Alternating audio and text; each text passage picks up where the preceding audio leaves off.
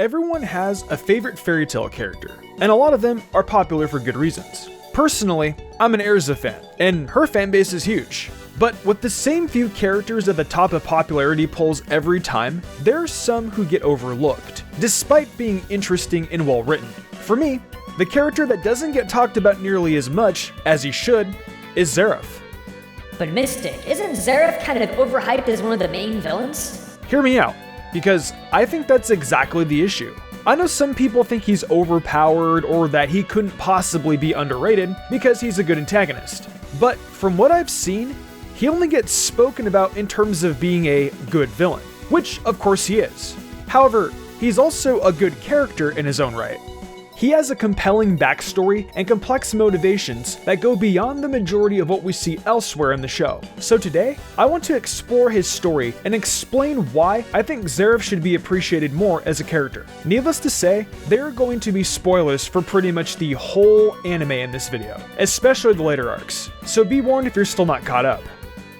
Like most stories, Xerath's begins in childhood. Tragically, his parents are killed by dragons, and along with them, his younger brother also dies. This is the catalyst for everything that Xerath does, and everything that happens to him as a consequence. Even more than that, this one event basically leads to the entire fairy tale story, in ways that we don't realize until right at the end of the series. That younger brother is none other than Natsu Dragonale, one of the main characters of the show, and his relationship to Xerath is a subject of mystery for a large part of the story. So Xerath is important in building tension gradually throughout the early arcs into the endgame. We find out that Xerath was a genius wizard as a child, who researched taboo magic that dealt with life and death. All he wanted was to bring his baby brother back to life, which speaks a lot to his character. Even at a young age, he valued life in his own specific way, focusing on the young and innocent Natsu to resurrect rather than his parents. Older siblings do feel responsible and protective towards younger family members, so I know this came from a good place. Put that in contrast with his curse, which kills anyone who gets close to him while he still values life. And we have the makings of a truly sad backstory. The guy loves his brother so much that he spends years studying some of the hardest magic in the world. And his reward for his dedication? A horrible curse. Now, I understand an angry god wanting to teach a lesson to someone trying to take control over life and death for evil purposes, but it's cruel that Xerath is punished this way after everything he's been through.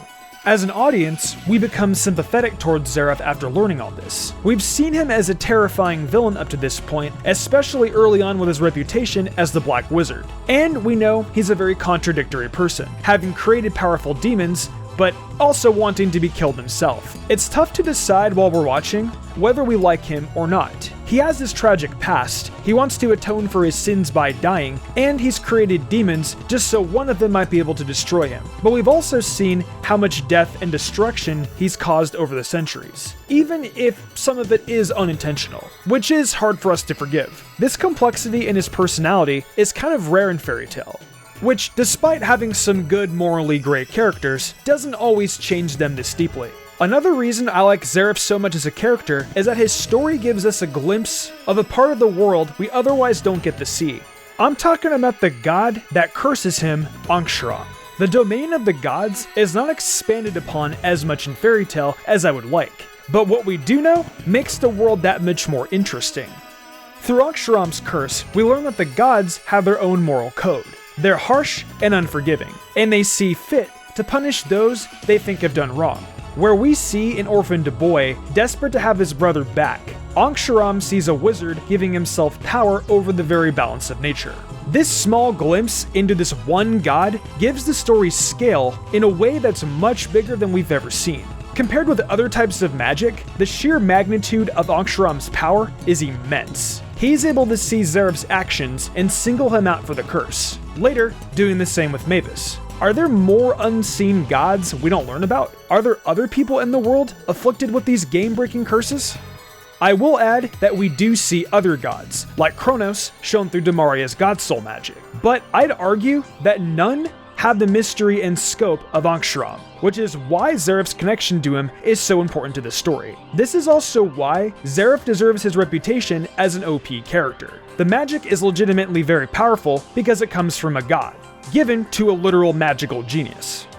It's impossible to talk about Zareth without discussing his relationship to Mavis, since that relationship plays a huge role in defining and expanding both characters. He essentially exists as a dark mirror image of Mavis, who is a sweet and adorable person when they meet. He calls himself a Spriggan and explains that it's an ugly fairy, showing that he considers himself the same as Mavis, but also her opposite. She's the only person we know that shares the same curse as him, and like him, she tries to deal with it by isolating herself.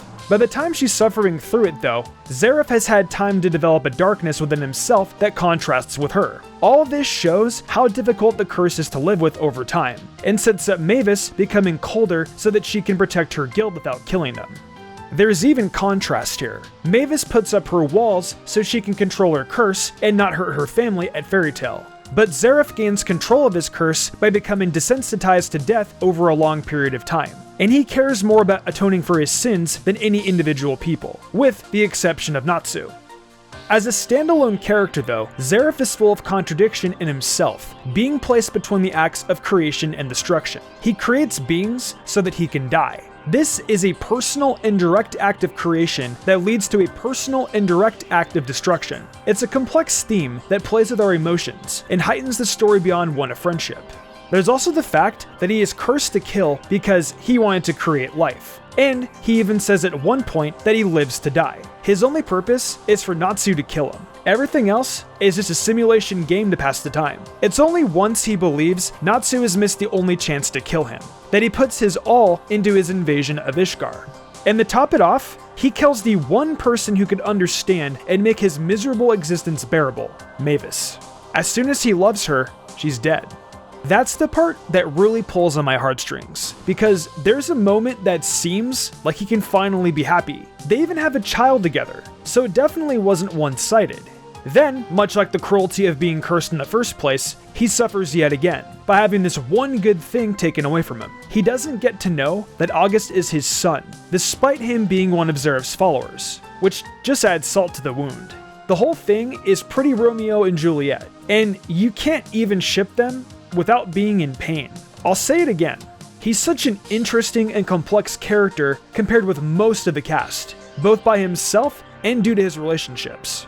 Overall, Zareth is basically an anti-villain, which are a type of character that are frequently written badly or meant to be comedic.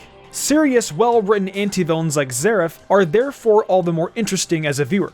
As you might expect, an anti-villain is the opposite of an anti-hero. So these characters are people who we can think of as good with heroic motives, but do terrible things to get there. Stain the hero killer in My Hero Academia and Kagura from Inuyasha are other examples of this trope done well.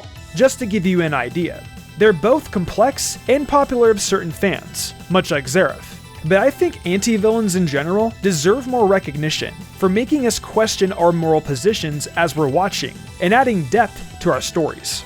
My final point to convince you is that if you took Zareth's story as it appears throughout the series and pushed it all together, it would make a great movie. His story is essential to the overall fairy tale narrative, even down to the fact that he taught Mavis fairy law and other magic, which led to her forming the guild.